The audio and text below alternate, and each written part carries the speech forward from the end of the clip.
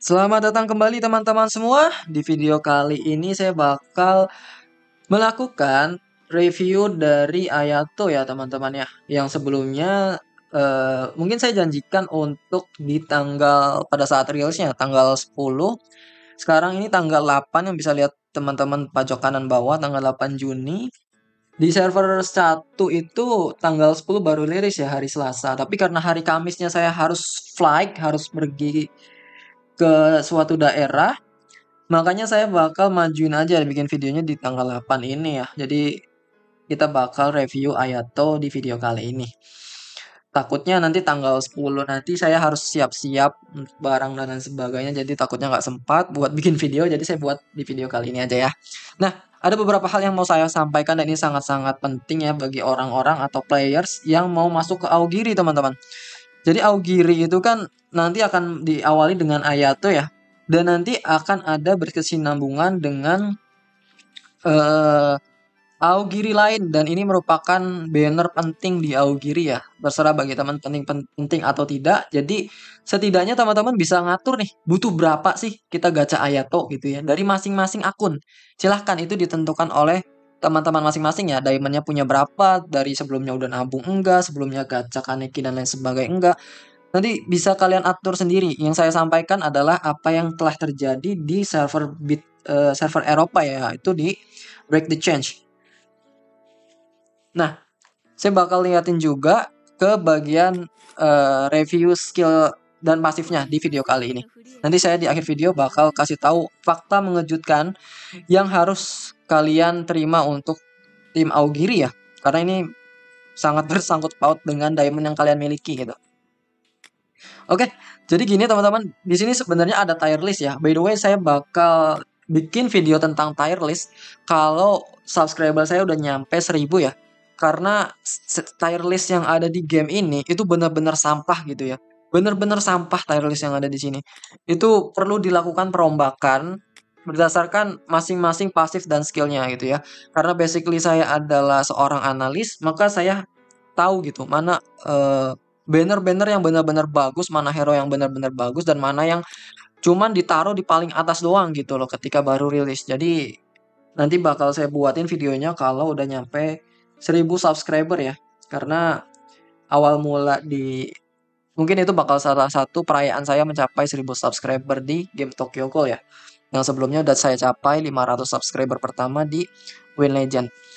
Oke, jadi Ayato ini kalau dilihat dari tier list, kita lihat dia masuknya ke sebelah mana Ayato merah ya. Tier SS ya, untuk saat ini ya. Sebentar, nah ya ini. Dia di tier SS, tapi dia tuh benar-benar bagus banget untuk di server BTJ sekarang juga. Nah, dia itu kita lihat ya untuk pasif skillnya ya. Saya bakal kasih tahu kenapa Ayato ini benar-benar overpower teman-teman. Terutama untuk tim merah dan Aogiri ya. Tim merah lah setidaknya. Nih, saya bakal bacain ya. Yang pertama kita masuk dari skill dulu teman-teman. Di sini dia bakal memberikan impel kepada semua musuh yang memberikan damage 130% dari attack dia. Nah, setelah melakukan itu dia bakal mendapatkan suppress selama satu turn. Apa itu impel? Jadi damage dia ini kita lihat impelnya. Damage ini akan mengabaikan defense musuh. Berarti membuat defense dari musuhnya itu menjadi 0 teman-teman. Defense ini bakal diubah jadi 0 statistiknya. Tapi pada saat kartu Ayato nyerang aja ya, setelah Ayato misalkan setelah Ayato itu adalah Kaneki gitu ya, berarti pas Kaneki defense musuhnya balik lagi gitu ya. Intinya dia 0 tuh ketika kena kartu impel aja. Nah, dia kena efek suppress juga teman-teman selama satu turn. Suppress itu apa? Dia bakal memberikan 20% damage lebih besar kepada semua target, kepada targetnya ya, karena dia serangannya AOE berarti kepada semua target yang memiliki attack lebih rendah daripada kamu. Nah, ini membuat debuff baru kepada musuh dengan cara memberikan skill AOE. Jadi nanti ketika Ayato ini punya attack yang tinggi, maka kalau attack musuhnya lebih rendah, maka mereka dapat debuff yang namanya suppress, yaitu penerimaan damage mereka bakal lebih sakit gitu ya. Dan ini bisa berpengaruh kepada teman-teman kita yang mau menyerang, maka damage mereka nanti bakal 20% lebih sakit dari biasanya. Tapi catatan pentingnya, yang penting di sini attack dia harus lebih tinggi gitu ya. Target musuhnya harus lebih rendah daripada Ayato kita attack-nya. Makanya kalau kalian kurang fokus, misalkan Ayatonya cuma bintang 3 atau bintang 2 gitu ya, itu kan mungkin attack musuh jauh lebih tinggi ya daripada attack Ayato. Makanya di buff ini nggak begitu masuk untuk mereka. Makanya kalau bisa ditabung supaya bisa fokus naikin bintangnya ke satu fraksi. Oke? Itu untuk skillnya teman-teman. Kemudian untuk pasif di bintang 0, teman-teman kita bisa lihat ketika dia awal ronde, ya ketika ronde itu dimulai, dia bakal memberikan damage secara langsung sebesar 130% dari attack dia dan memberikan efek lethal selama satu turn. Nah, bisa teman-teman bayangin ya, efek lethal itu adalah penghentian semua efek healing atau penambahan darah. Jadi nanti musuhnya itu nggak bisa lifesteal, nggak bisa regenerasi, nggak bisa restorasi, nggak bisa apa lagi, pakai skillnya Hinami juga nggak bisa. Ini bakal terhenti untuk semua jenis heal. Dan ini setiap turn teman-teman. Setiap turn dia bakal loncat nih. Bakal loncat terbang buat ngasih damage. Efeknya tuh ya itu ya tadi ya. Yang pertama nggak bisa nge-heal. Yang kedua adalah kalau musuhnya tipenya hijau, itu kan kalau kita nyerang bakal dapat 1 poin weak ya. Nah, ini bakal dapat 1 poin weak tiap turnnya musuhnya kalau warnanya hijau. Gitu, makanya ini bener-bener OP parah cuy. Tanpa ngeluarin skill apapun dia langsung tiba-tiba loncat di awal turn. Ini di setiap awal turn ya, bukan cuma pas pertama doang.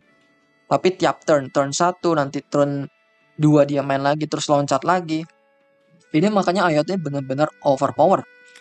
Kemudian dia di bintang 1, dia ketika battle itu dimulai, dia dapat meningkatkan critical rate sebesar 20%. Jadi dia bakal lebih cepat atau bakal lebih sering untuk terjadi critical selama satu turn.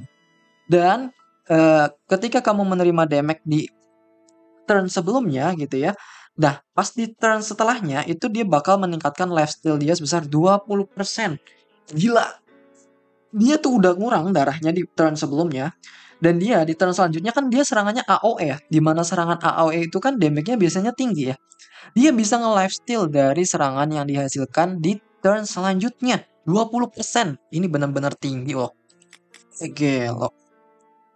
Jadi dia bisa mulihin darahnya sendiri. Nah, kemudian ini untuk di bintang 2, ketika terjadi weak, crit damage dia bakal meningkat 10%. Gila, memang sakit sih ini. Nah, untuk di bintang 3, dia dapat meningkatkan attack related stat ya selama 20% untuk 3 ronde pertama. Jadi 3 ronde pertama dia bakal overpower. Attack related stat 20%, nggak main-main teman-teman. Ini benar-benar gede ya untuk dari segi statistik. Dari tadi bermain 20-20 terus gila nih ayo tuh. Ya, dia attack related itu apa ya tadi ya? Critical change, critical damage, lifesteal, dan juga attack dasar. Gitu. Nah, kemudian di bintang 4 dia dapat kalau dapat burst ya, di mana kartu bintang 2 dijadikan 1, itu nanti bakal memberikan additional damage, jadi damage tambahan ketika ronde itu selesai gitu. Jadi nanti ada satu lagi yang loncat kayak begini di akhir turn kalau terjadi burst. Ini bagus juga ya buat menambah weak dan juga menambah damage sekaligus lifesteal juga tadi ada di sini ya. Gila, gila, gila. Paket komplitnya ya tuh nih. Saya bakal switch dia ke bentuk bintang 6 karena di bintang 6 itu suppress-nya bakal berubah jadi ultra suppress. Nah, ultra suppress-nya dia bakal memberikan 40% more damage tambahan. Kalau tadi kan 20% ya. Sekarang 40%. Bedanya di situ aja. Nah, untuk review saya nggak bisa review, itu faktor kelemahan saya di video kali ini karena bannernya belum ada dan di sini juga saya belum dapat. Jadi saya cuma bisa memberikan pasif dan skill aja. Gitu ya. Kalau teman-teman mau lihat nanti bisa di saat bannernya keluar itu coba ada yang namanya tes hero ya, tes hero gitu ya. Nah, saya mau bahas lebih lanjut terkait dia itu cocoknya sama siapa sih? Sama siapa sih kira-kira Ayato ini kalau rilis di global gitu ya? Rilis di global dia itu pas awal-awal karena kan apa namanya? Augiri itu kan masih sedikit ya. Jadi saya sangat merekomendasikan dia dibarengin sama hero-hero yang memiliki atribut merah teman-teman. Contohnya adalah coba ya, strike. Yang pertama ini Kirishima Toka bisa men-trigger ketika musuhnya mati. Ayato kan nyerangnya AOE ya. Kalau musuhnya ada yang kecantol satu aja, nanti dia bakal bisa trigger teman-teman untuk si Touka. Untuk di awal-awal, Touka ini sangat-sangat bagus ya. Oke, jadi Touka bisa menjadi salah satu. Apalagi kalau kalian top up, mungkin ada dapat gratisan Touka ya, itu bisa dimanfaatkan juga. Kemudian, yang kedua adalah Itori teman-teman. Yang udah saya jelasin berkali-kali ya, Itori tuh udah naikin STR, basic stat 15%, nanti basic statnya naik, attack defense HP bagi Ayato. Kemudian di awal turn, itu dia bakal meningkatkan skill levelnya untuk hero api dan memberikan attack related stat sebesar 10% selama 2 turn. Intinya dia nanti bakal overpower di 2 ronde pertama. Dimana tadi Ayato kan overpower juga ya di 3 ronde pertama. Di push sama Itori dengan cara memberikan overpower lagi di 2 turn pertama, yaitu attack related stat. Kemudian dia bisa imun di buff juga ya, atau tidak bisa di weak.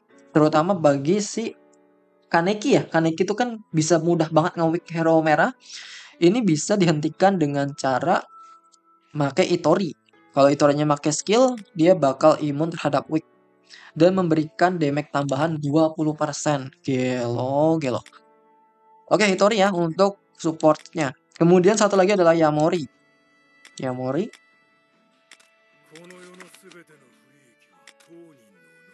Yamori di sini yang beda adalah ini. Karena tadi kan efeknya lethal kan, yang udah saya jelaskan, penghentian penambahan darah. Nah, nanti tim kita gitu ya. Tim kita katanya semuanya Itori maupun tadi Ayato, kemudian Touka, kemudian Yamori ini bakal dapat 4% damage lebih sakit dan 5% damage yang lebih rendah ketika diterima bagi dirinya. Dan ini setiap ya. Jadi setiap lethal. Kalau lethal tadi adalah kena 4 orang, artinya ini penambahan damage-nya akan menjadi 16% dan pengurangan damage yang akan diterimanya menjadi 20%. Gila. Segede apa penambahan pasif stat dari yang ada di tim STR, teman-teman. Ini bakal bisa overpower gitu. Kalau yang lainnya oke lah, biasa aja. Kalau ini kan untuk si Yamorinya sendiri ya. Tapi yang ini benar-benar OP gitu ya. Dan dia juga Aogiri ya.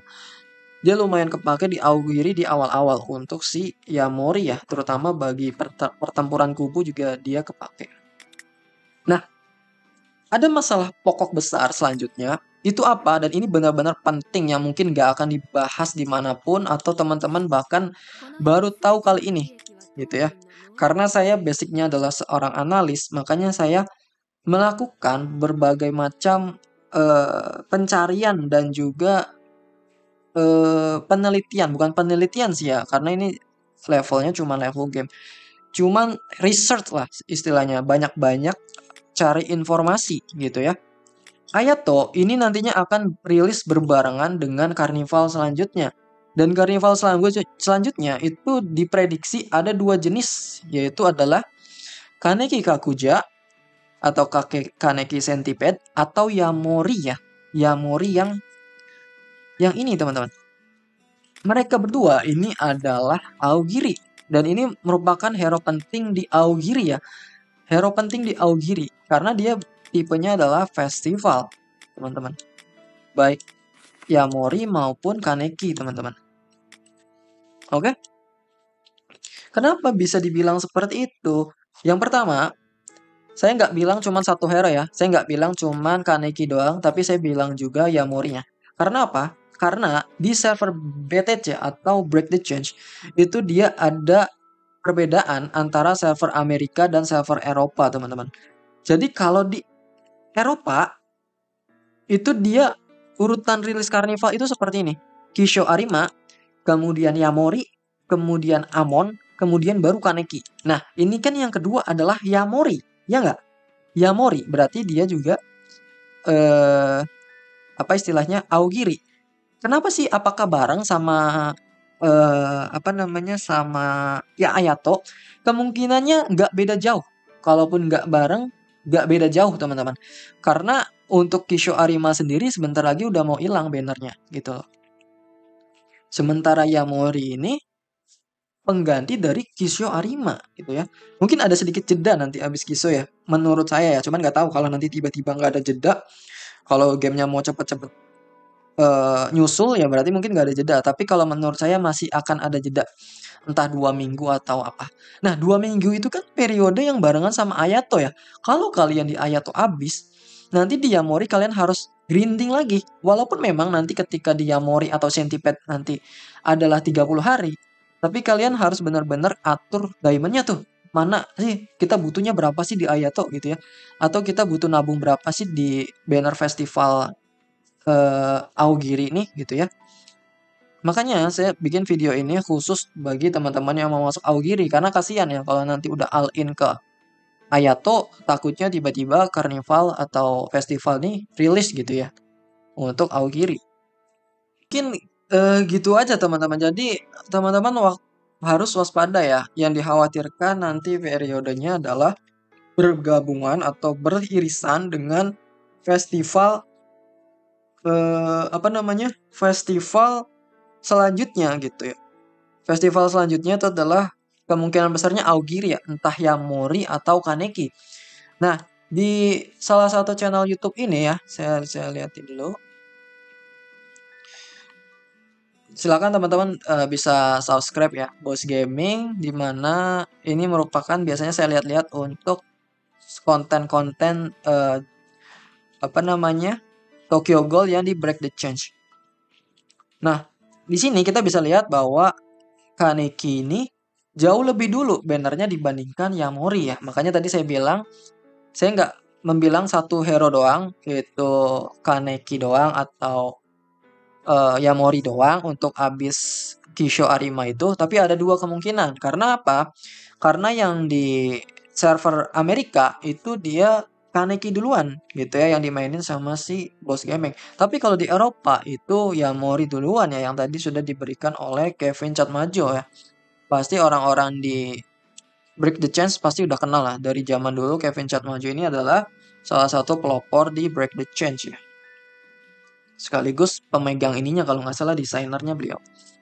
Oke, mungkin gitu aja teman-teman yang bisa saya sampaikan. Patut diwaspadai, khawatir nanti kalian all in ke Ayato untuk tim Aogiri, tapi pas Carnival takutnya diamondnya habis ya. Entah Yamori dulu atau Kaneki dulu yang bakal keluar. Kita serahkan sama developer ya. Siapa yang akan menjadi kiblat dari game Awakening ini? Apakah Eropa ataukah Amerika? Oke, mungkin gitu aja di video kali ini. Kurang lebihnya mohon maaf. Sampai jumpa di video selanjutnya. Bye-bye.